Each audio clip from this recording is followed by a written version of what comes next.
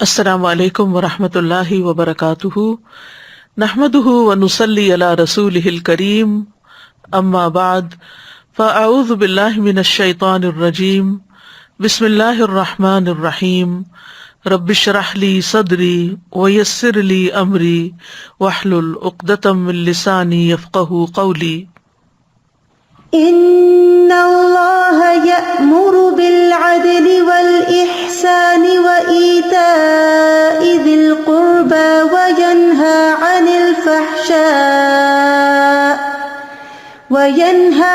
الفحشاء والمنکر والبغی یعظکم لعلکم تذکرون۔ ان اللہ یأمر بالعدل والإحسان وإیتاء ذی القربى وینہی عن الفحشاء والمنکر والبغی یعظکم لعلکم تذکرون۔ بے شک اللہ عدل اور احسان اور قرابت والے کو دینے کا حکم دیتا ہے، اور بے حیائی اور برائی اور سرکشی سے منع کرتا ہے۔ وہ تمہیں نصیحت کرتا ہے تاکہ تم نصیحت حاصل کرو۔ اللہ سبحانہ تعالیٰ نے ہم سب کو پیدا کیا، وہی ہماری ضروریات اور ہماری کمزوریوں کو بھی جانتا ہے۔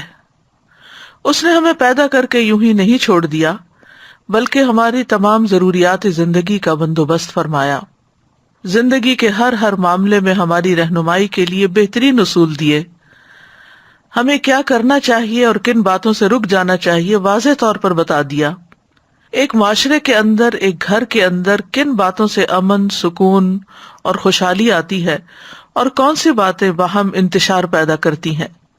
اللہ تعالیٰ سے دعا ہے کہ وہ ہمیں اپنے احکامات کو سمجھنے اور ان پر عمل کرنے کی توفیق دے، تاکہ ہماری یہ زندگی بھی پرسکون ہو جائے اور آخرت کی زندگی بھی پرسکون ہو۔ آج کی آیت سورۃ النحل کی آیت نمبر 90 ہے۔ اس آیت میں اللہ سبحانہ تعالیٰ اپنے بندوں کو حق میں عدل و انصاف اور احسان اور پھر رشتہ داروں کو دینے کا حکم دے رہے ہیں، اور دوسری طرف 3 چیزوں سے منع بھی کر رہے ہیں، وہ ہے فحش، منکر، برائی اور سرکشی۔ اور پھر آخر میں فرمایا کہ یعظکم لعلکم تذکرون، وہ تمہیں نصیحت حاصل کرتا ہے تاکہ تم نصیحت حاصل کرو، یعنی یہ بات اس لیے بتائی جا رہی ہے کہ اس پر عمل کرو۔ یہ آیت جو جمعے کے خطبے میں بھی پڑھی جاتی ہے، یہ قرآن مجید کی جامع ترین آیت ہے۔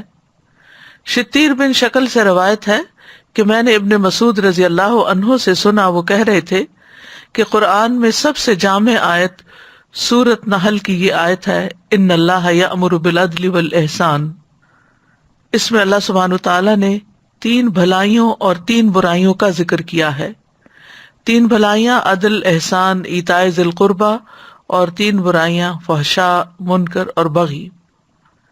3 بھلائیاں جن کا ذکر کیا گیا ہے ان میں تمام بنیادی نیکیاں آ جاتی ہیں، اور 3 برائیاں جن سے منع کیا گیا ہے یہ انسان کے انفرادی اور اجتماعی معاملات کو بگاڑ کر رکھ دینے والی ہیں۔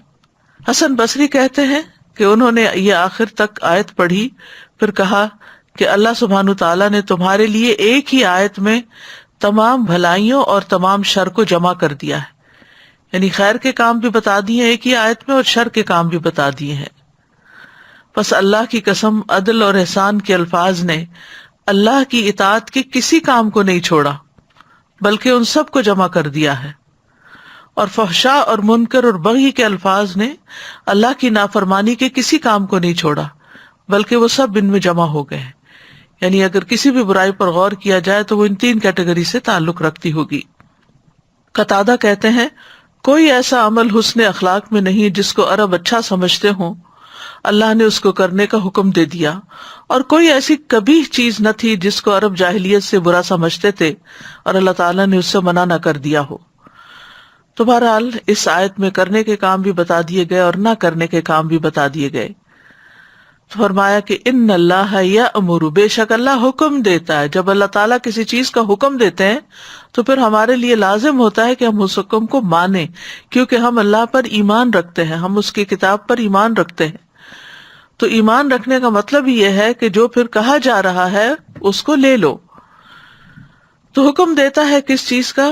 عدل اور احسان کا۔ عدل اور احسان کی تعویل میں علماء کا اختلاف ہے۔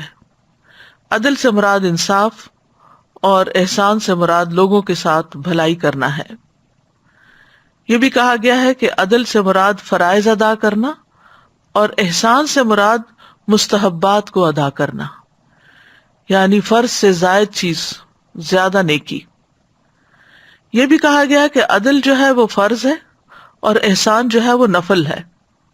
ابن عباس سے مروی ہے کہ عدل سے مراد توحید ہے اور احسان سے مراد فرائض کی ادائیگی ہے، اور ابن عباس سے یہ بھی مروی ہے کہ احسان توحید میں اخلاص کو اپنانا ہے۔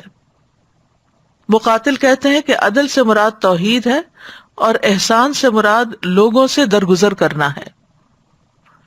ایک اور قول یہ ہے کہ اللہ افعال میں عدل کرنے کا اور اقوال میں احسان کرنے کا حکم دیتا ہے۔ ابن العربی کہتے ہیں کہ عدل وہ ہے جو اللہ تعالیٰ نے اپنی کتاب میں بیان فرما دیا اور اپنے رسول کی زبانی بتا دیا اور اس کو اپنانے کا حکم دیا۔ عدل بندے اور رب کے درمیان ہوتا ہے، عدل معاملات میں بھی ہوتا ہے، جیسے خرید و فروخت کے معاملے میں، معاہدات میں، تمام معاملات اور معاوضے یہ سب عدل سے ادا کیے جائیں، نہ کہ دھوکہ دیا جائے کسی کو، نہ کسی کے حق میں کمی اور نہ ظلم کیا جائے۔ احسان یعنی لوگوں کو مال اور بدن اور علم سے فائدہ پہنچانا، یہاں تک کہ جانوروں سے بھی احسان کرنا اس میں شامل ہے۔ یہ تو عدل کا عمومی مفہوم ہے۔ جہاں تک ابن العربی کا قول ہے تو ان کا کہنا ہے کہ احسان میں عقائد میں عبادات، معاملات سب شامل ہے۔ پھر اسی طرح عدل سے مراد حقدار کو اس کا حق دینا ہے، اور احسان کا مطلب ہے اضافہ کر کے دینا، یعنی دوسرے کو اس کے حق سے زیادہ دینا۔ جو برائی کرے اس کے ساتھ اچھا کرنا، برا کرنے والے کو معاف کر دینا، کاٹنے والے سے ملنا، جڑنا، اور محروم کر دینے والے کو دینا۔ ابن عیینہ کہتے ہیں کہ علی رضی اللہ عنہ سے اللہ تعالیٰ کے اس فرمان کے بارے میں جب پوچھا گیا تو انہوں نے کہا، عدل سے مراد انصاف ہے اور احسان سے مراد انصاف سے زیادہ یعنی مہربانی کرنا ہے۔ عدل حکم ہے اور انصاف مستحب ہے۔ عدل سے ہر ایک کو اس کا حق ملتا ہے، اور احسان سے باہمی مودت، رحمت، تعاون اور تکافل کی فضا قائم ہوتی ہے۔ عدل کی کچھ مزید وضاحت ہم دیکھتے ہیں۔ عدل کا لغوی معنی ہے کمی اور زیادتی کے درمیان میانہ روی اختیار کرنا اور کاموں میں اعتدال کرنا، یعنی دو چیزیں ہو گئیں، یعنی ایک کمی اور زیادتی کے درمیان میانہ روی اختیار کرنا اور دوسرے اعتدال اختیار کرنا، یعنی زندگی کے تمام معاملات میں اعتدال اختیار کرنا، اور اس کے بالمقابل ظلم اور جور ہے، یعنی ظلم و زیادتی ہے۔ اصطلاح میں عدل سے مراد چیزوں کو ان کے مقامات اور ان کے اوقات اور ان کی سمتوں اور ان کی مقداروں پر اس طرح استعمال کرنا ہے کہ جس میں نہ زیادتی ہو، نہ کمی ہو، نہ تقدیم ہو، نہ تاخیر ہو، یعنی ہر چیز کو گویا اس کی جگہ پر رکھ دینا۔ تو جس عدل کا اللہ تعالیٰ نے حکم دیا ہے اس میں بندے کا اپنی ذات کے حق میں اور اللہ کے حق میں عدل کرنا شامل ہے۔ تو اس میں پھر معنی کیا ہوا کہ حقوق کو پورا پورا ادا کیا جائے، اللہ کے حق کو بھی پورا ادا کیا جائے اور بندوں کے حق کو بھی پورا پورا ادا کیا جائے۔ پھر اسی طرح اپنی ذمہ داریوں کو ادا کرنا بھی عدل ہے، یعنی ہر سرپرست، ہر ذمہ دار کے ذمہ جو ذمہ داری عائد ہوتی ہے اسے چاہیے کہ وہ ادا کرے، خواہ وہ کوئی حکمران ہے یا کوئی جج ہے یا کسی کمپنی کا ذمہ دار ہے۔ ابن عطیہ کہتے ہیں کہ عدل یہ ہے کہ ہر فرض کام پر عمل کیا جائے، یعنی جتنے بھی ہم پر فرائض عائد ہوتے ہیں ان فرائض کو ہم ادا کریں تو یہ ہم نے عدل کیا، انصاف کیا۔ پھر اسی طرح عدل اپنی ذات کے لیے بھی ہے اور گھر والوں کے لیے بھی ہے اور باقی لوگوں کے لیے بھی ہے، یعنی اپنے ساتھ بھی انصاف کرنا چاہیے۔ انسان پہ واجب ہے کہ وہ اپنی ذات، اپنے گھر والوں کے بارے میں عدل قائم کرے اور ان لوگوں کے بارے میں عدل قائم کرے جن کی حفاظت تو اس کی ذمہ داری ہے۔ بس اپنی ذات کے ساتھ عدل قائم کرنا یہ ہے کہ انسان اپنی جان پر کسی ایسی چیز کا بوجھ نہ ڈالے جس کا اللہ نے حکم نہیں دیا، یعنی اپنی ذات کے ساتھ عدل کیا ہے، انصاف کیا ہے کہ اپنے اوپر ایسا بوجھ نہ ڈالا جائے جو انسان خود اٹھا نہ سکے۔ اور یہ کہ اس کا خیال رکھے یہاں تک کہ نیکی کے کاموں میں بھی اس پر زیادہ بوجھ نہ ڈالے کہ جو کرنے کے قابل نہ ہو انسان، یا اس کی طاقت کے مطابق ہی اس پر بوجھ ڈالے۔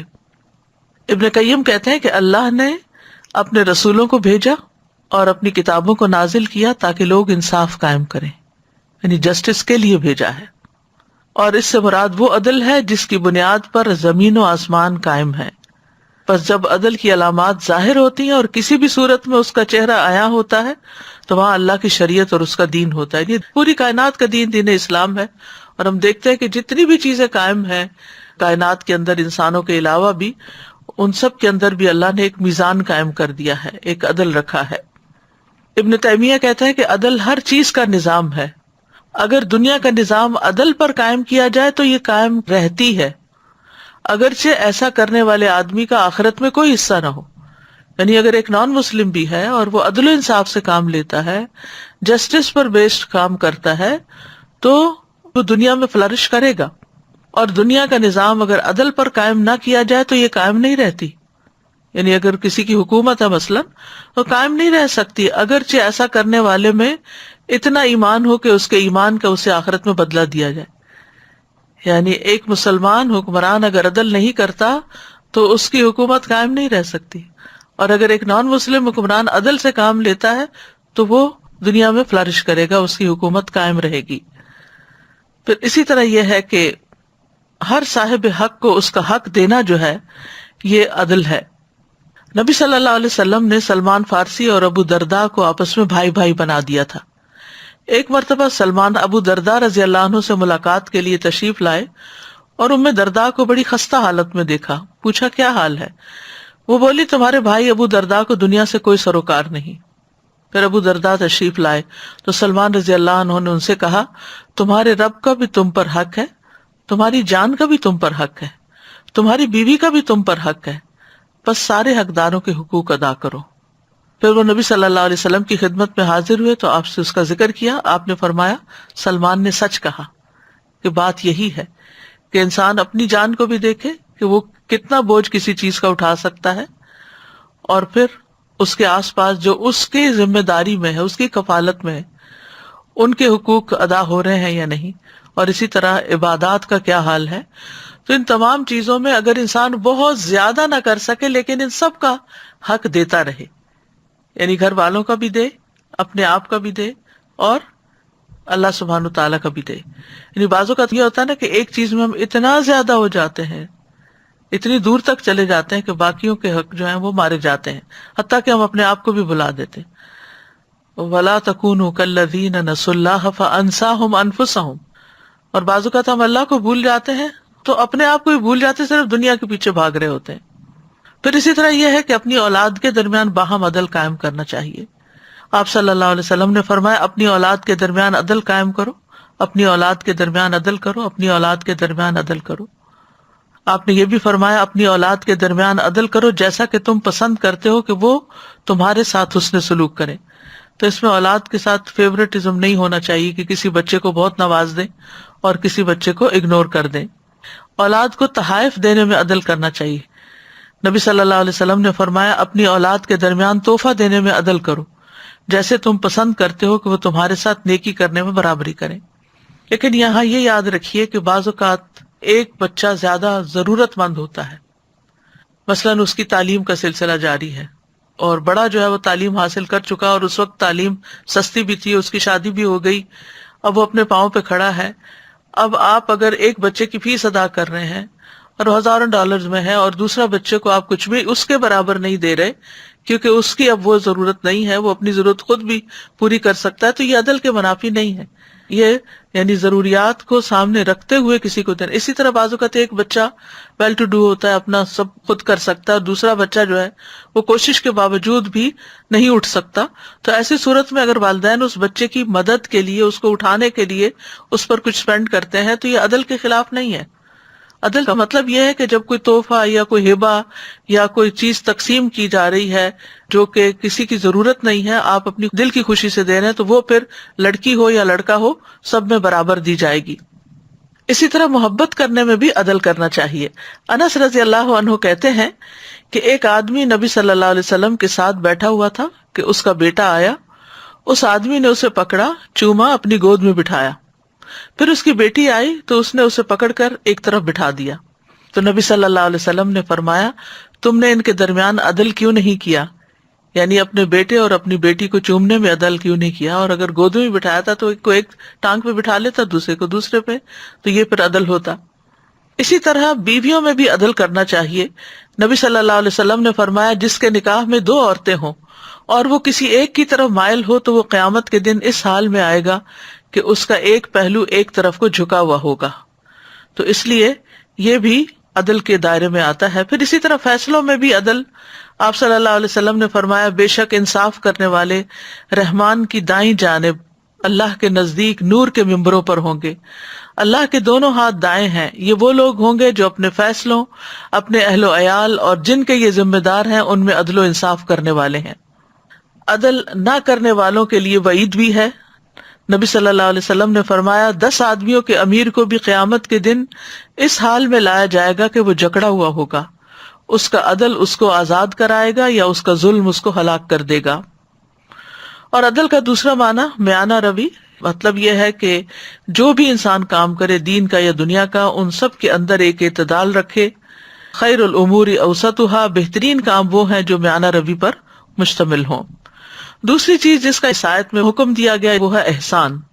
احسان کا درجہ عدل سے بڑھ کر ہے، کیونکہ انسان پر جو واجب ہے اس کو ادا کرنا اور جو اس کا حق بنتا ہے اتنا لینا تو عدل ہے، لیکن واجب سے زیادہ دینا اور حق سے زیادہ دینا اور اسی طرح لیتے وقت اپنے حق سے کم لے لینا، یہ بھی احسان میں شامل ہے. تو احسان گویا عدل سے بڑھ کر ہے اور یہ مستحب ہے اور ایک نفل عمل ہے اور اس کا ثواب بہت زیادہ ہے. اللہ تعالیٰ کا فرمان ہے ان اللہ یحب المحسنین، بے شک اللہ احسان کرنے والوں سے محبت کرتا ہے. اور احسان یہ بھی ہے کہ بندے کا باطن اس کے ظاہر سے بہتر ہو. سفیان ابن عیینہ کہتے ہیں کہ اس مقام پر عدل سے مراد یہ ہے کہ ہر وہ آدمی جو اللہ کے لیے کوئی بھی عمل کر رہا ہے اس کی اندرونی اور بیرونی حالت ایک جیسی ہونی چاہیے، اور احسان یہ ہے کہ اس کی باطنی حالت ظاہری حالت سے زیادہ اچھی ہونی چاہیے. احسان کا لفظ جو ہے یہ برائی کے مقابلے میں آتا ہے. محاسن اور مساوی کہتے ہیں. محاسن اچھائیاں اور مساوی سوء سے برائیوں کو کہتے ہیں. کسی چیز کو خوبصورت بنانے کے لیے، مزین کرنے کے لیے بھی آتا ہے. تحسین کا لفظ اسی روٹ سے ہے، اسی مادے سے. اور جب ایمان اسلام کے ساتھ احسان کا لفظ ذکر ہوتا ہے تو اس سے مراد اللہ کی نگرانی کا یقین ہونا ہے اور عمدہ طریقے سے، خوبصورت طریقے سے اطاعت کرنا ہے. لیکن اگر احسان کا لفظ الگ طور پر آتا ہے تو اس کا مطلب کوئی بھی نیکی کرنا ہے، یعنی جس بھی درجے میں انسان اس کو کر سکے وہ کر لے. احسان جو ہے یہ قابل تعریف اور باعث اجر کام ہے. تھانوی کہتے ہیں کہ لفظ احسان کا اطلاق 3 چیزوں پر ہوتا ہے. نمبر 1 کسی چیز کا طبیعت اور مزاج کے موافق ہونا. نمبر 2 کسی چیز کا اپنے کمال تک پہنچنا. اور نمبر 3 کسی چیز کا قابل تعریف ہونا. امام راغب کہتے ہیں کہ احسان سے مراد ایسا کام کرنا ہے جس کا کرنا معروف ہو. اور احسان کی 2 قسمیں انہوں نے بتائیں. کسی دوسرے کے ساتھ اچھائی کرنا. نمبر 2 اپنے عمل میں اچھائی کرنا، جیسے قابل تعریف علم حاصل کرنا اور اچھا عمل کرنا. علی رضی اللہ عنہ کا قول ہے کہ لوگ اپنے اچھے اعمال کے بیٹے ہیں، یعنی ان کو اسی طرح منسوب کیا جائے گا جو وہ علم حاصل کرتے ہیں اور جو وہ عمل کرتے ہیں. یعنی جیسا ان کا عمل ہوگا ویسی ان کی تعریف ہوگی. بندوں کے سامنے تو بندے اس طرح ہی اپریشیٹ کریں گے، اور اگر اللہ کے سامنے ایسے بندوں کو پتہ ہی نہیں تو اللہ کی نگاہ میں اس کا ویسے ہی رتبہ ہوگا. کیونکہ احسان کے بارے میں حدیث میں آتا ہے کہ انت عبد اللہ کانک تراہ فان لم تکن تراہ فانہ یراک.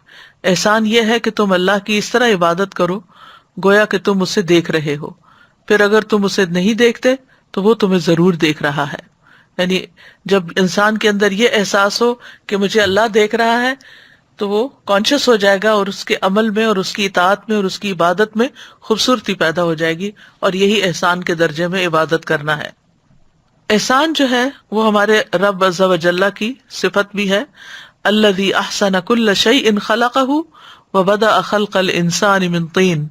اللہ وہ ذات ہے جس نے جو چیز بھی بنائی خوبصورت ہی بنائی، بہترین بنائی اور انسان کی پیدائش گیلی مٹی سے کی۔ اللہ تعالیٰ اپنے بندوں پر بھی احسان کرتا ہے، وَأَحْسِن كَمَا أَحْسَنَ اللَّهُ إِلَيْكَ، اور احسان کرو جیسے اللہ نے تمہارے ساتھ احسان کیا ہے۔ امام شوکانی اس آیت کی تفسیر میں کہتے ہیں یعنی آپ اللہ کے بندوں کے ساتھ احسان کریں جیسا کہ اللہ نے آپ کے ساتھ دنیا کی نعمتوں میں سے آپ پر انعام فرما کر احسان کیا ہے، یعنی جیسے اللہ نے تمہیں نعمتیں دی ہیں تو تم ان نعمتوں کو دوسروں میں بھی بانٹو اور ان کو بھی اس میں شریک کرو۔ احسان انبیاء کی صفت بھی ہے۔ وَوَهَبْنَا لَهُ إِسْحَاقَ وَيَعْقُوبَ كُلًّا هَدَيْنَا وَنُوحًا هَدَيْنَا وَنُوحًا هَدَيْنَا مِن قَبْلُ وَمِن ذُرِّيَّتِهِ دَاوُودَ وَسُلَيْمَانَ وَأَيُّوبَ وَيُوسُفَ وَمُوسَى وَهَارُونَ وَكَذَلِكَ نَجْزِي الْمُحْسِنِينَ، اور ہم نے اسے اسحاق اور یعقوب عطا کیے، ان سب کو ہدایت دی، اور اس سے پہلے نوح کو ہدایت دی، اور اس کی اولاد میں سے داؤد اور سلیمان اور ایوب اور یوسف اور موسیٰ اور ہارون کو، اور اسی طرح ہم احسان کرنے والوں کو جزا دیتے ہیں، یعنی یہ سب محسنین میں سے تھے۔ بندوں میں سے سب سے بہترین وہ بندے ہیں، حدیث کے مطابق مسند احمد میں آتا ہے، آپ نے فرمایا تم میں سب سے بہتر لوگ وہ ہیں جن کی عمر لمبی ہو اور وہ اچھے عمل کرنے والے ہوں۔ پھر اسی طرح یہ کہ ہمیں احسان کا معاملہ ہر چیز میں کرنا چاہیے، یعنی ہر معاملے میں ہونا چاہیے، صرف عبادت میں نہیں، صرف بندوں کے ساتھ معاملہ کرنے میں نہیں، حتیٰ کہ جانوروں کے ساتھ، انوائرمنٹ کے ساتھ، ہر چیز میں انسان احسان کا رویہ اور درجہ اختیار کرے۔ آپ نے فرمایا اللہ نے ہر چیز کے ساتھ احسان کو واجب کیا ہے، یہ حدیث ہے صحیح مسلم کی۔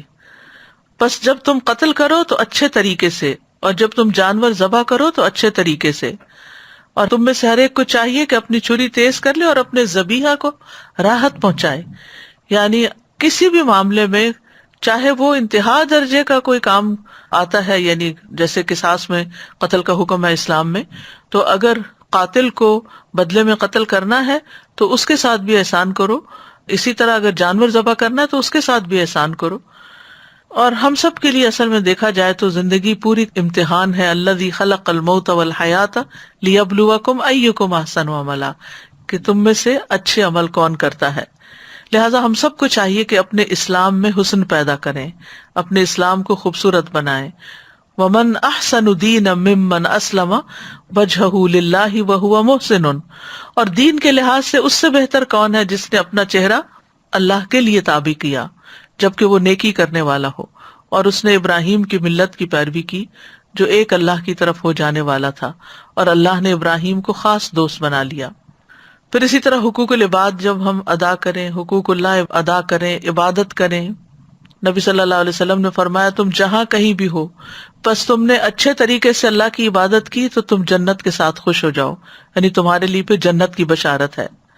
اسی طرح طہارت میں بھی جو آدمی پاکی حاصل کرے عمدہ طریقے سے کرے، یعنی وضو کرے تو اچھے طریقے سے وضو کرے، پھر کھڑا ہو کر 2 رکعتیں نماز ادا کرے تو اپنے دل اور چہرے کے ساتھ اللہ کی طرف توجہ کرنے والا ہو، تو حدیث میں آتا ہے کہ ایسے شخص کے لیے جنت واجب ہو جاتی ہے۔ پھر اخلاق میں احسان، نبی صلی اللہ علیہ وسلم نے فرمایا میرے نزدیک تم سب سے زیادہ محبوب اور آخرت میں مجھ سے سب سے زیادہ قریب تم میں سب سے عمدہ اخلاق والے ہوں گے۔ پھر اسی طرح خادموں کے ساتھ تعلیم و تربیت میں، اور جب کوئی احسان کرتا ہے تو اسے اللہ سبحانہ وتعالیٰ کا ساتھ ملتا ہے، معیت حاصل ہوتی ہے۔ ان اللہ مع الذین اتقوا والذین هم محسنون، بلا شبہ اللہ ان لوگوں کے ساتھ ہے جو اس سے ڈرتے ہیں اور احسان کرنے والے ہیں۔ ایک اور جگہ پر بھی آتا ہے وَإِنَّ اللَّهَ لَمَعَ الْمُحْسِنِينَ، پھر اللہ کی محبت ملتی ہے، اللہ کی رحمت ملتی ہے، ان رحمت اللہ قریب من المحسنین، اللہ تعالیٰ کی رضامندی ملتی ہے، دنیا اور آخرت کی بھلائیاں ملتی ہیں۔ للذین احسنوا فی ہذہ الدنیا حسنہ، جن لوگوں نے بھلائی کی ان کے لیے اس دنیا میں بھی بھلائی ہے۔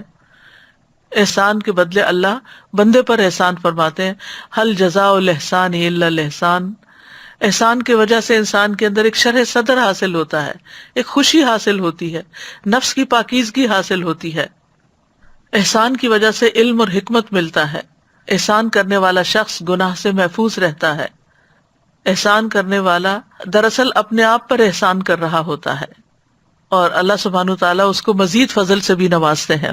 وَسَنَزِيدُ الْمُحْسِنِينَ، اجر عظیم کا وعدہ ہے۔ ہر خوف اور غم سے پاک ہوں گے وہ لوگ جو محسنین ہیں. وَاصْبِرْ فَإِنَّ اللَّهَ لَا يُضِيعُ أَجْرَ الْمُحْسِنِينَ. اللہ محسنین کا اجر ضائع نہیں کرتا. احسان نعمتوں میں اضافے کا سبب ہے. احسان ایمان کا مغز ہے. احسان کرنے کا سب سے زیادہ حقدار وہ شخص ہے جس پر اللہ احسان کرے. یعنی اگر اللہ نے آپ کو نعمتیں عطا کی ہیں تو پھر آپ ان میں دوسروں کو شریک کریں. یہ سب سے بہترین احسان ہے. تیسری چیز ایتاء ذی القربیٰ، جس پر ہم نے کل بھی بات کی صلہ رحمی کے حوالے سے، کہ اللہ تعالیٰ رشتہ داروں کو دینے کا حکم دیتا ہے. اور یہاں بھی اللہ سبحانہ تعالیٰ نے خاص طور پر رشتہ داروں کا ذکر کیا کہ ان کے ساتھ احسان کیا جائے. اکثر لوگ اس سے غافل ہو جاتے ہیں اور ان کے حق میں سستی کر جاتے ہیں، یا احسان کرنے میں یعنی حق دینے میں سستی کر جاتے ہیں. قرض لیا تو واپس نہیں لوٹایا، وعدہ کیا تو پورا نہ کیا، اور یہ اپنے فرائض ادا کرنا، کمٹمنٹس نبھانا، یہ عدل ہے. اور پھر اس سے بڑھ کر دینا، یعنی کمٹمنٹ نہیں بھی کی پھر بھی مزید دینا، یہ احسان ہے. تو رشتہ داروں کے ساتھ احسان کرنا سب سے پہلے انہی سے آغاز کرنا چاہیے، کیونکہ رشتہ داری نبھانے سے برکتیں حاصل ہوتی ہیں. ابن عمر کہتے ہیں جو اپنے رب کا تقوی اختیار کرے اور صلہ رحمی کرے، اس کی موت میں تاخیر کر دی جاتی ہے، اس کے مال میں اضافہ کر دیا جاتا ہے، اس کے گھر والے اس سے محبت کرنے لگتے ہیں، اور قیامت کے دن رشتہ داروں کے حقوق کا سوال کیا جائے گا. سلسلہ صحیحہ کی حدیث ہے، جب کوئی رشتہ دار اپنے کسی قرابت دار کے پاس جا کر کسی ایسی زائد چیز کا سوال کرتا ہے جو اللہ نے اسے عطا کی ہوتی ہے لیکن وہ اس میں بخل کرتا ہے، تو ایسے آدمی کے لیے قیامت کے دن جہنم سے سانپ نکالا جائے گا جو اپنی زبان نکالے ہوئے ہوگا، اور جسے شجاع کہتے ہوں گے اسے اس آدمی کا طوق بنا دیا جائے گا. یعنی ایک ضرورت مند ہے، محتاج ہے، اور دوسرے کے پاس ضرورت سے زائد ہے لیکن وہ محتاج کو نہیں دیتا، تو پھر اس کا انجام اتنا بھیانک ہوگا. تو یہ تھی وہ 3 چیزیں جن کا اللہ نے حکم دیا، عدل، احسان اور رشتہ داروں کو دینے کا. اور 3 وہ چیزیں جن سے اللہ تعالیٰ نے روکا ہے، ان میں سب سے پہلے فحشاء ہے. فحشاء سے مراد تمام محرمات ہیں، یعنی وہ چیزیں جنہیں اللہ تعالیٰ نے حرام قرار دیا ہے، تمام نافرمانیاں. دوسرا اس کا معنی زنا کیا گیا ہے کہ فحشاء سے مراد زنا ہے.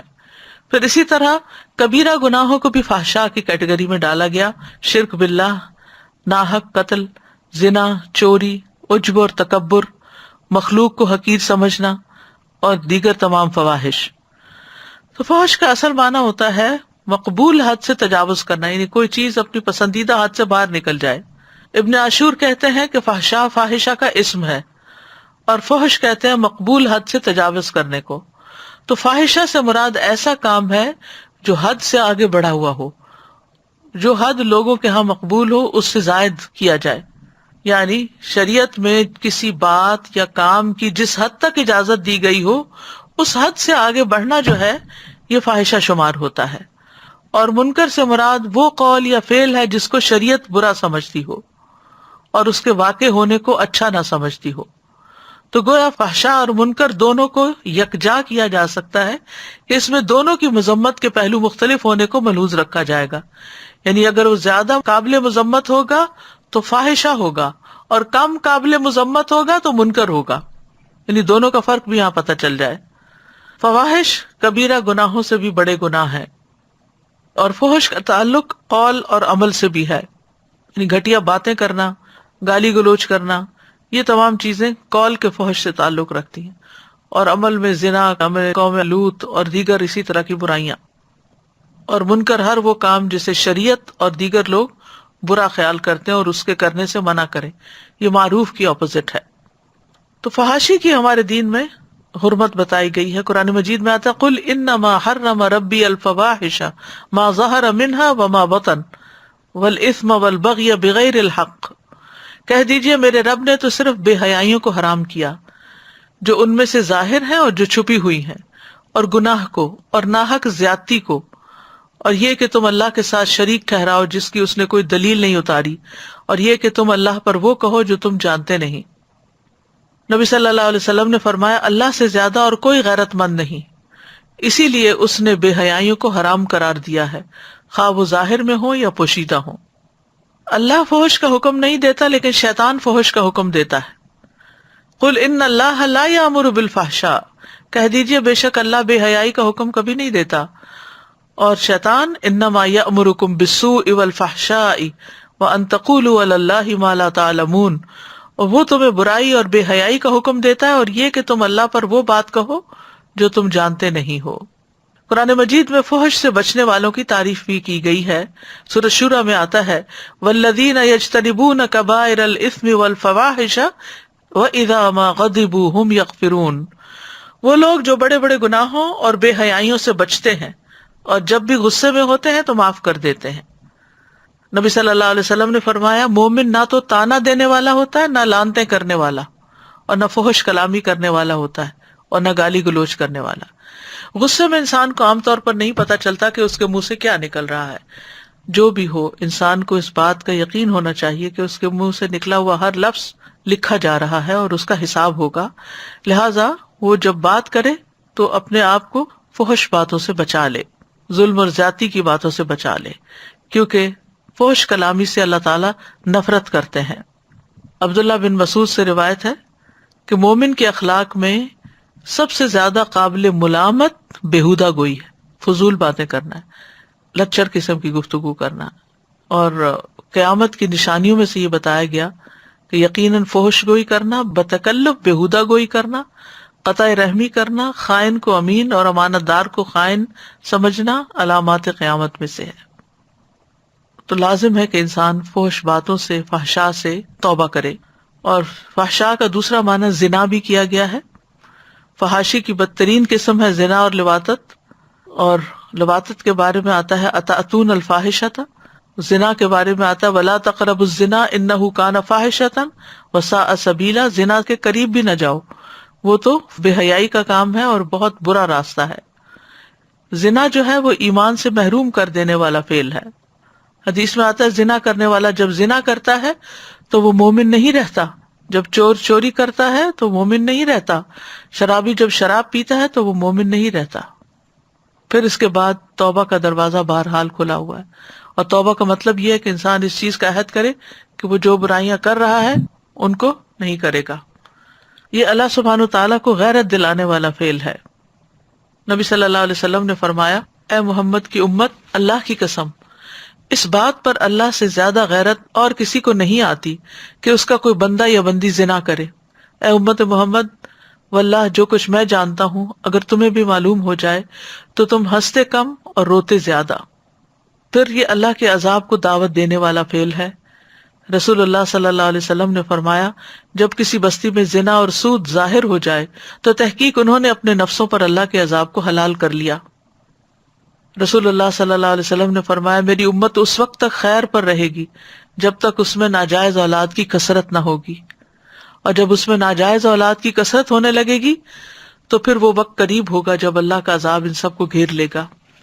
اسی طرح ایک اور موقع پر آپ نے فرمایا اے عرب کی ہلاکت، اے عرب کی ہلاکت، میں تم سے جس چیز کے بارے میں سب سے زیادہ ڈرتا ہوں وہ زنا اور مخفی شہوت ہے۔ تو اس لیے انسان کو ایسی چیزوں کے قریب بھی نہیں جانا چاہیے۔ اسی لیے آنکھوں، زبان، ہاتھوں اور دل اور شرمگاہ کی حفاظت اور ان چیزوں کے بارے میں الگ الگ تعلیمات دی گئی ہیں۔ زنا کی برزخ کی زندگی میں سزا بھی بتائی گئی ہے۔ صحیح بخاری میں آتا ہے نبی صلی اللہ علیہ وسلم نے فرمایا آج رات میں نے ایک خواب دیکھا۔ آپ کو معلوم ہے کہ انبیاء کے خواب بھی وحی کی ایک قسم ہوتے ہیں اور سچے ہوتے ہیں، کہ دو آدمی میرے پاس آئے، انہوں نے میرے ہاتھ تھام لیے اور وہ مجھے ارض مقدس کی طرف لے گئے، پھر عالم بالا لے گئے۔ ہم آگے بڑھے تو ایک تنور جیسے گڑھے کی طرف چلے جس کا اوپر کا حصہ تو تنگ تھا لیکن نیچے سے خوب کھلا۔ نیچے آگ بھڑک رہی تھی، جب آگ کے شعلے بھڑک کر اوپر کو اٹھتے تو اس میں جلنے والے لوگ بھی اوپر آ جاتے اور ایسا معلوم ہوتا کہ اب وہ باہر نکل جائیں گے، لیکن جب شعلے دب جاتے تو لوگ بھی نیچے چلے جاتے۔ اس تنور میں ننگے مرد اور عورتیں تھیں۔ میں نے پوچھا یہ کیا ہے؟ انہوں نے کہا جنہیں تم نے تنور میں دیکھا وہ زناکار لوگ تھے۔ پھر اسی طرح اگر کوئی شخص توبہ نہ کرے اور بڑھاپے تک یہ کام کرتا رہے تو رسول اللہ صلی اللہ علیہ وسلم نے فرمایا 3 آدمی ایسے ہیں کہ اللہ عز و جل قیامت کے دن نہ ان سے کلام کریں گے نہ معاف کریں گے، بوڑھا زناکار، مغرور غریب اور جھوٹا حکمران۔ ایک اور روایت میں آتا ہے کہ اللہ تعالیٰ ان کی طرف دیکھیں گے بھی نہیں، یعنی بوڑھے مرد اور عورت کی طرف جنہوں نے آخر تک زنا کیا۔ پھر اسی طرح آپ صلی اللہ علیہ وسلم نے ایک خواب کا ذکر کیا کہ میرے پاس 2 آدمی آئے، انہوں نے میرا بازو پکڑا اور مجھے ایک دشوار گزار پہاڑ کے پاس لے گئے. وہاں کچھ لوگ تھے جو بری طرح پھولے ہوئے تھے، ان سے بیت الخلاء کی طرف غلیظ بدبو آ رہی تھی. میں نے پوچھا یہ لوگ کون ہیں؟ انہوں نے کہا زانی مرد اور زانی عورتیں ہیں.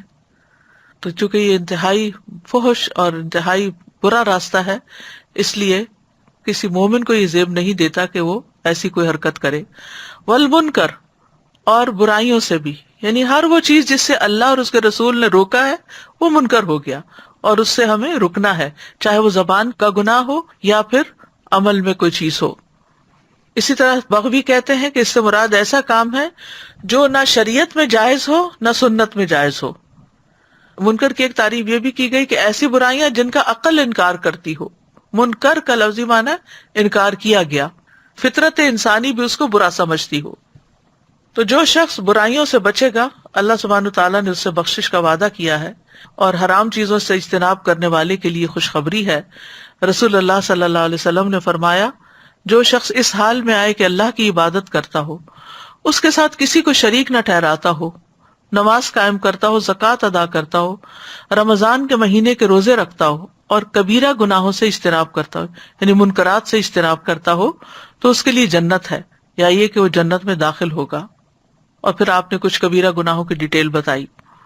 پھر اسی طرح یہ ہے کہ منکرات میں صرف وہ منکرات نہیں، لوگ جن کو منکر کہیں اور عقل منکر کہے اور جو ظاہر میں ہوں، بلکہ چھپ کے کی جانے والی برائیاں بھی منکرات میں شامل ہیں. نبی صلی اللہ علیہ وسلم نے فرمایا، میں اپنی امت کے ان لوگوں کو جانتا ہوں جو قیامت کے دن سفید تہامہ پہاڑوں کی مثل ڈھیروں نیکیاں لے کر آئیں گے، لیکن اللہ ان کی نیکیوں کو فضا میں پھیلے ہوئے غبار کے باریک ذروں کی طرح کر دے گا. بے شک وہ تمہارے بھائی ہوں گے، تمہاری نسل سے ہوں گے، رات کو تمہاری طرح قیام بھی کریں گے، لیکن وہ تنہائیوں میں اللہ کے حرام کردہ امور کا ارتکاب کریں گے جن سے ان کو روکا گیا ہو. یعنی چھپ کے ایسی چیزیں دیکھنا، کرنا، ایسے غلط کام کرنا، حرام کام کرنا کہ جس سے اللہ اور اس کے رسول نے منع کیا ہے. یعنی باہر سے نیک نظر آنا، نیکوں والے کام کرنا، لیکن چھپ چھپ کے مثلاً غیر مرد اور عورت کا آپس میں بے حیائی کی باتیں کرنا، یا اسکرین پر ایسے مناظر دیکھنا، چھپی یا کھلی دوستیاں رکھنا، یہ سب چیزیں اس میں آتی ہیں. یعنی ان کے اعمال کو اللہ تعالیٰ چاہے کتنے بھی زیادہ ہوں، قیام اللیل کتنا مشکل کام ہے، ایک غبار بنا کے اڑا دے گا. پھر تیسری چیز جس سے منع کیا گیا وہ بغی ہے. بغی کا لفظی معنی ہوتا ہے ظلم. بغا علی الناس بغین کا معنی ہے اس نے ظلم اور زیادتی کی. لغت میں بغی کے 2 معنی ہیں بیسیکلی. ایک ہے طلب کرنا، ذالک ما کنا نبغی، یہ چیز تھی جو ہم تلاش کر رہے تھے، اور دوسرا ظلم کے معنوں میں ہے. تو یہاں جو ہے ظلم اور زیادتی کے معنوں میں، فساد کے معنوں میں استعمال ہوا ہے اس آیت کے اندر. یعنی جب کسی سے معاملہ کرتے ہوئے انسان حد سے بڑھ جائے تو وہ اس پر بغاوت کر رہا ہوتا ہے، اور وہ حد سے بڑھ کے کسی کے ساتھ جو کچھ کر رہا ہوتا ہے اس سے کچھ طلب بھی کر رہا ہوتا ہے. بغی کا تعلق بھی انسانوں کے حقوق سے بھی ہے اور اللہ کے حقوق سے بھی ہے.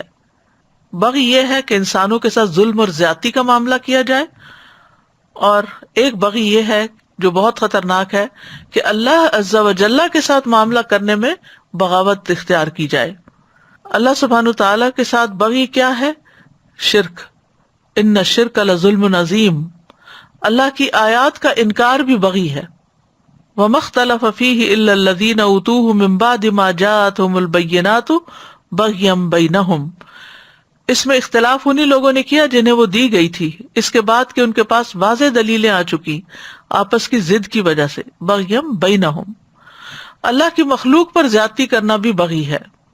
یعنی چاہے انسان ہو یا دوسرے جانور ہوں، لوگوں کے جان، مال، ناموس، عزت، ان پر ظلم و زیادتی کا ارتکاب کرنا، یہ سب چیزیں بغی میں آ جاتی ہیں. یعنی اللہ کی مخلوق میں سے کسی ایک پر بھی، ذرے سے لے کے ہاتھی تک بھی اگر کوئی کسی پر زیادتی کرتا ہے تو بغی شمار ہوتا ہے.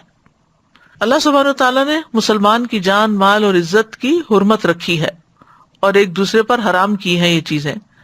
ظلم کو بھی حرام کیا ہے. نبی صلی اللہ علیہ وسلم نے فرمایا، ہر مسلمان دوسرے مسلمان کا بھائی ہے، نہ اس پر ظلم کرتا ہے، نہ اسے رسوا کرتا ہے، نہ اسے حقیر سمجھتا ہے. تو زیادتی پھر کیسے کرے گا اگر وہ اس کو اس کا مقام دے. کسی مسلمان پر بھی زیادتی کرنا اللہ کی ناراضگی کا باعث بنتا ہے۔ رسول اللہ صلی اللہ علیہ وسلم نے فرمایا جو جھوٹی قسمیں کھائے تاکہ کسی کا مال جو اس کے ذمہ واجب ہے اس کو ہضم کر لے تو وہ اللہ سے اس حال میں مرے گا کہ اللہ اس پر ناراض ہوگا۔ اسی طرح غیبت، چغلخوری، یہ سب چیزیں بغی میں شمار ہوتی ہیں اور دوسرے کی عزت پر حملہ آور ہونا ہوتا ہے۔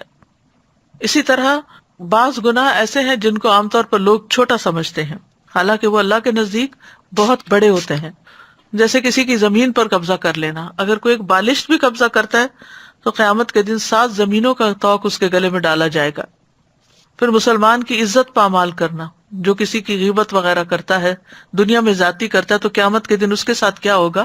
انس بن مالک کہتے ہیں کہ رسول اللہ صلی اللہ علیہ وسلم نے فرمایا جب میرے رب عز و جل نے مجھے معراج عطا کی تو میں ایک قوم پر گزرا، ان کے ناخن تانبے کے تھے، وہ ناخنوں سے اپنے چہرے اور سینے کھرچ رہے تھے۔ میں نے کہا یہ لوگ کون ہیں اے جبریل؟ انہوں نے کہا یہ وہ لوگ ہیں جو لوگوں کا گوشت کھاتے تھے اور ان کی عزت کے درپے رہتے تھے، یعنی جنہوں نے دوسروں کے ساتھ دنیا میں زیادتی کی وہاں ان کے ساتھ یہ ہوگا۔ پھر اسی طرح کام کروا کے اجرت نہ دینا، تو نبی صلی اللہ علیہ وسلم نے فرمایا کہ ان کا مد مقابل قیامت کے دن میں ہوں گا، یعنی ان کے مقابلے میں۔ یعظکم لعلکم تذکرون، وہ تمہیں نصیحت کرتا ہے تاکہ تم نصیحت پکڑو۔ کیوں کرتا ہے؟ اصلاح کرنے کے لیے، نقصان سے بچانے کے لیے، تمہارے فائدے کے لیے۔ اور واعظ وہ کلام ہوتا ہے جس سے دل نرم پڑ جاتے ہیں، اور سب سے بڑی چیز عقل مندوں کے لیے جس سے دل نرم ہو وہ اللہ تعالیٰ کے احکامات ہوتے ہیں، اس کے منہیات ہوتے ہیں۔ تو اللہ تعالیٰ سے ہمیں دعا بھی کرنی چاہیے کہ وہ ہمیں اچھے کاموں کی توفیق دے۔ ابو امامہ کہتے ہیں میں تمہارے نبی صلی اللہ علیہ وسلم کی جس فرض یا نفل نماز کے بھی قریب ہوا ہوں، میں نے انہیں ان کلمات سے دعا کرتے ہوئے سنا ہے، نہ ان میں اضافہ کرتے ہوئے نہ کمی کرتے ہوئے۔ اللہم اغفر لی ذنوبی و خطایای، اللہم انعشنی واجبرنی واہدنی لصالح الاعمال والاخلاق فانہ لا یہدی لصالحها ولا یصرف سیئها الا انت۔ اے میرے اللہ، میرے گناہوں اور میری خطاؤں کو معاف کر دے۔ اے اللہ مجھے تندرست کر دے، میری کمیاں پوری کر دے، اور نیک اعمال اور اخلاق کی طرف میری رہنمائی فرما دے، کیونکہ ان کی نیکی کی طرف رہنمائی کرنے والا اور ان کی برائی کو دور کرنے والا تیرے سوا کوئی نہیں۔ پھر برے اخلاق اور برے اعمال سے بھی پناہ مانگے۔ اللہم انی اعوذ بک من منکرات الاخلاق والاعمال والاہواء، اور اگر کسی پر زیادتی ہو جائے تو اس کے لیے بھی دعا کرے۔ پھر ظاہری اور باطنی برائیوں اور بے حیائیوں سے بچنے کی دعا کرے۔ ربنا اصلح بیننا واہدنا سبل الاسلام ونجنا من الظلمات الى النور واصرف عنا الفواحش ما ظہر منها وما بطن۔ اور کرنے کے کام کیا ہیں کہ جن کے ہم ذمہ دار ہیں ان کے درمیان عدل و انصاف کو قائم کریں، خواہ وہ چھوٹے بہن بھائی ہوں یا اولاد ہو۔ اولاد کے درمیان تحفے تحائف دینے میں عدل کو ملحوظ رکھیں۔ زندگی کے ہر معاملے میں احسان کا رویہ اختیار کریں، اگرچہ گھر کے کام کاج ہی کیوں نہ ہو۔ کسی کو صرف بدلہ دینے کی بجائے اس کے ساتھ احسان کا معاملہ کریں۔ رشتہ داروں سے ناراضگی ہے تو ان کی ناراضگی دور کرنے میں پہل کریں۔ اپنی رشتہ داری کو تر و تازہ رکھنے کے لیے ہفتے میں 1 دن مقرر کریں، پھر ان کے ساتھ کوئی اچھی بات شیئر کریں۔ یعنی ہر وقت چیزیں فارورڈ کرنا بھی آپ کے میسج کی قدر کم کر دے گا، تو رشتہ دار پھر کھولیں گے ہی نہیں کہ یہ تو ٹو مچ فارورڈز ہیں۔ تو اس لیے کبھی کبھار زر غبن تزدد حبن۔ پھر جن رشتہ داروں سے ناراضگی ہے ان سے ناراضگی دور کرنے میں پہل کر لیں، اور فحش باتیں کرنے سے، فحش لٹریچر دیکھنے یا پڑھنے سے دور رہیں۔ اس کی بجائے اچھی کتابیں پڑھیں، قرآن کی تلاوت کریں، ذکر اذکار کریں۔ منکرات سے بچیں، جہاں منکر نظر آئے اسے ہاتھ سے بدلنے کی کوشش کریں، ورنہ زبان سے نہیں تو کم از کم دل میں ضرور برا جانیں۔ اللہ کی نصیحتوں کو قبول کریں اور ان پر بھرپور عمل کی کوشش کریں۔ اللہ تعالی ہم سب کا حامی و ناصر ہو۔ وآخر دعوانا ان الحمد للہ رب العالمین۔ سبحانک اللہم وبحمدک اشہد ان لا الہ الا انت استغفرک واتوب الیک۔ السلام علیکم ورحمۃ اللہ وبرکاتہ۔